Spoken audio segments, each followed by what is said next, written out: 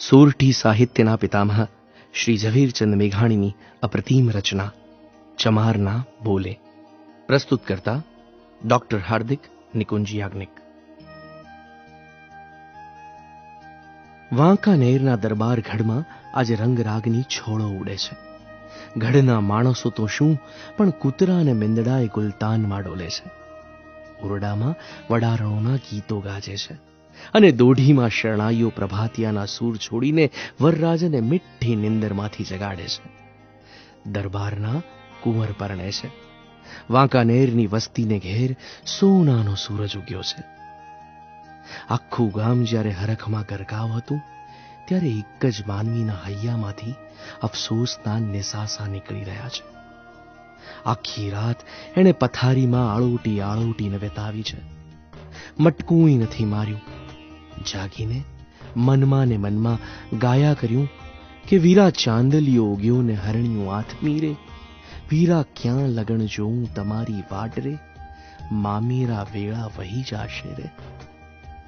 ડેલીએ જરાક કોઈ ઘોડા કે ગાડાનો સંચાર થાય ત્યાં તો આશા ભરી ઉઠી ઉઠીને એણે ડેલીમાં નજર કર્યા કરી છે.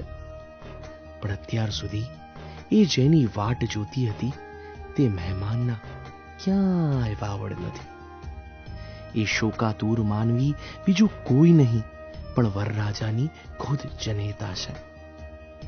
જેનું પેટ પરણતું હોય એને અંતરે વળી હરખ કેવા હોય. એને તો કંઈક કંઈક રિસામણા ને મનામણા કરવાના હોય.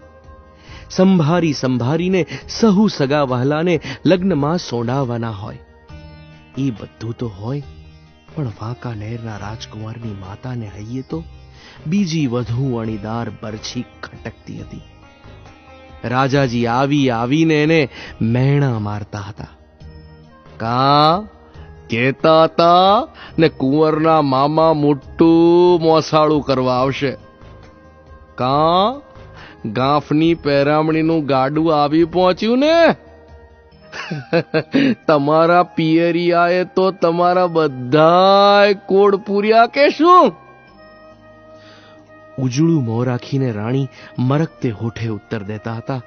હા હા, જોજો તો ખરા દરબાર, હવે ઘડી બે ઘડીમાં મારા પિયરના ઘોડાની હણહણાટી સંભળાવું છું. આવ્યા વિના એ રહે જ નહીં. પહેરામણીનું ચોઘડિયું બેસવા આવ્યું. ગોખમાં ડોકાઈ ડોકાઈને રાણી નજર કરે છે કે ગાંફને માર્ગે ક્યાં ખેપટ ઉડે છે, ક્યાંય ઘોડાના ડાબા ગાજે છે. પણ એમ તો કઈ વાર તણાઈ તણાઈને એ રજપૂતાણીની આંખો આંસુડે ભીજાતી હતી. એવામાં ઓચિંતો માર્ગ ઉપરથી અવાજ આવ્યો. બા, જય શ્રી કૃષ્ણ. સાંભળીને રાણીએ નીચે નજર કરી. ગાંફના ચમારને ભાળ્યો. કેમ જાણે પોતાનો માનો જણ્યો ભાઈ આવીને ઉભો હોય એવો ઉલ્લાસ પિયરના એક ચમારને દેખીને એના અંતરમાં ઉપજવા લાગ્યો.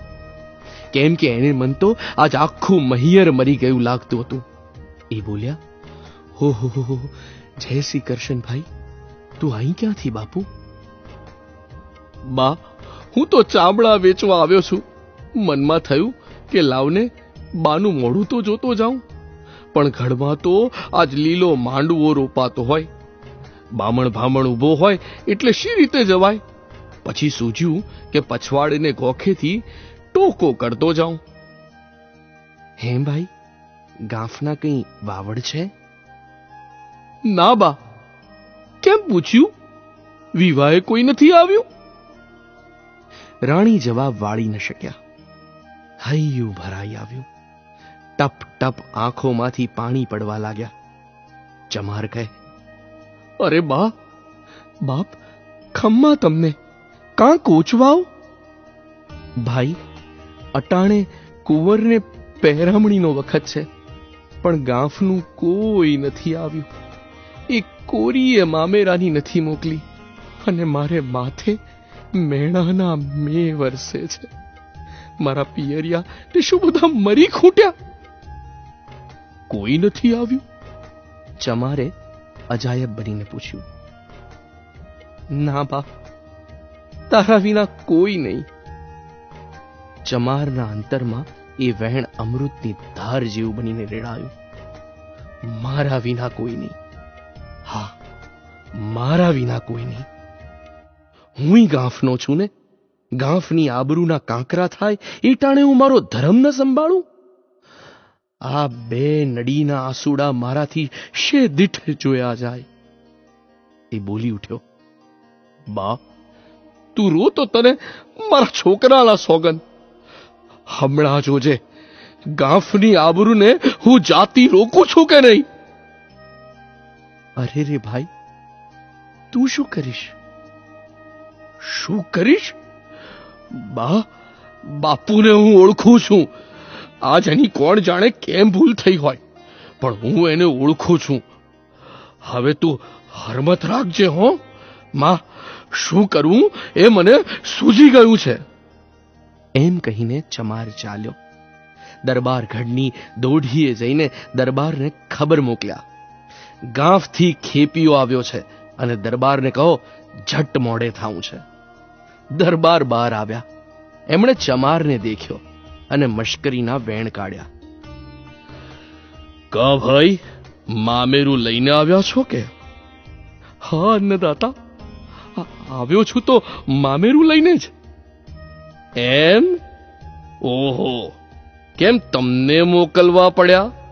ગાંફના રજપૂત ગરાસિયા શું દિલ્હીને માથે હલ્લો લઈને ગયેલા છે? અરે દાદા, ગાંફના ધણીને તો પોતાની તમામ વસ્તી પોતાના કુટુંબ જેવી જ છે. આજ મારા બાપુ પંડે આવતા હતા, પણ ત્યાં એક મરણ થઈ ગયું. કોઈથી નીકળાય તેવું ન રહ્યું, એટલે મને દોડાવ્યો છે. ત્યારે તો મામેરાના ગાડાની હેંડી વાસે વાલી આવતી હશે કા? એમ હોય બાપા, ગાંફના ભાણેજના મોસાળા કઈ ગાડાની હેડીયુમાં આવે? ત્યારે એ અમારું ખસ્તા ગામ કુંવરને પહેરામણીમાં દીધું. દરબારે મોંમાં આંગળી નાખી. એને થયું કે આ માણસની ડાગળી ખસી ગઈ હશે. એણે પૂછ્યું, કઈ કાગળ દીધો છે? ના દાદા, કાગળ વળી શું દેવો તો? ગાંફના ધણીને એમ ખબર નહીં હોય કે જીવતા જાગતા માનવીથી કાગળની કટકીની અહીં વધુ ગણતરી હશે. ચમારના તોછડા વેણની અંદર વાંકાનેરના રાજાએ કંઈક સચ્ચાઈ ભરેલી ભાળી. આખા ગઢમાં વાત પ્રસરી ગઈ કે ગાંફના એક ઢોર ચીરનારો ઢેઢ આવીને ખસ્તા ગામની પહેરામણી સંભળાવી ગયો. રાણીને માથે મેણાના ઘા પડતા હતા તે થંભી ગયા. અને બીજી બાજુએ ચમારે ગાંફનો કેડો પકડ્યો. એને બીક હતી કે જો કદાચ વાંકાનેરથી અસવાર છૂટીને ગાંફ જઈને ખબર કાઢશે તો ગાંફનું ને મારું નાક કપાશે. એટલે મુઠ્ઠીઓ વાળીને તો દોડવા માંડ્યો. ગાંફ પહોંચીને ગઢમાં ગયો અને જઈને દરબારને મોઢા મોઢ વેણ ચોડ્યા. ફટે છે તમને દરબાર, લાજતા નથી? ઓલી બોંદડી બિચારી વાંકાનેરને ગોખે બેઠી બેઠી પાણી ના પાડે છે ને એને ધરતીમાં સમાળા વેળા આવી પહોંચી છે અને તમે આવી બેઠા રહ્યો છો. બાપુ, ગાંફને ગાળ બેસે એની એ ખેવના ના રહી. પણ છે શું મૂર્ખા? દરબાર આ મીઠી અમૃત જેવી ગાળો સાંભળીને હસતા હસતા બોલ્યા. હોય શું બીજું? ભાણેજ પરણે છે ને મામા મોસાળા લઈને અબઘડી આવશે ની વાટ જોવાય છે. અરે, એ તો સાંભળ્યું જ નહીં. ગજબ થયો. હવે કેમ કરું? હવે શું કરવાનું હતું? ઈ તો પતી ગયું. હવે તો મારે જીવવું કે જીભ કરડીને મરવું એ જ વાત બાકી રહી છે. કાયલા, તારું તે શું ફટકી ગયું છે? હા બાપુ, ફટકી ગયું તું. એટલે જ તમારા થકી મામેરામાં ખસ્તા ગામ દઈને આવ્યો છું. શી વાત કરે છે? તું આપણું ખસ્તા દઈ આવ્યો? હા હા, હવે તમારે જે કરવું હોય તે કઈ નાખો ને, એટલે મને મારો મારક શું છે? દરબારનું હૈયું ભરાયા. વાહ વાહ, મારી વસ્તી. પરદેશમાં એને મારી આબરૂ વાલી થઈ. ગાંફનું બેસણું લાજે એટલા માટે એણે કેટલું જોખમ ખેડ્યું. વાહ, મારી વસ્તીને મારા ઉપર કેટલો વિશ્વાસ. ભાઈ, ખસ્તા ગામ તે તારા બોલ ઉપર દીધું એ મારે અને મારી 100 પેઢીને કબૂલ મંજૂર છે. આજે તારે મરવાનું હોય, તારા વિના તો મારે મરવું પડત. ચમારને દરબારે પાઘડી બંધાવી અને ડેલીએ ભાણેજના લગ્ન ઉજવવા શરૂ થયા. ચમાર વાડે પણ મર્દો ને ઓરતો પોરસમાં આવી જઈને વાતો કરવા લાગ્યા. વાત છી છે, આપણા ભાણુભા પરણે છે, એના મોસાળા આપણે ન કરીએ તો કોણ કરે? ધણી ભૂલ્યો પણ આપણાથી ભૂલાય? વાંકાનેરના અસવારે આવીને ખબર કાઢ્યા. ગાંફના ધણીએ જવાબ મોકલ્યો. એમાં પૂછવા જેવું શું લાગ્યું? ગાંફની વસ્તીને તો મેં કોરે કાગળે સહીયું કરી આપી છે.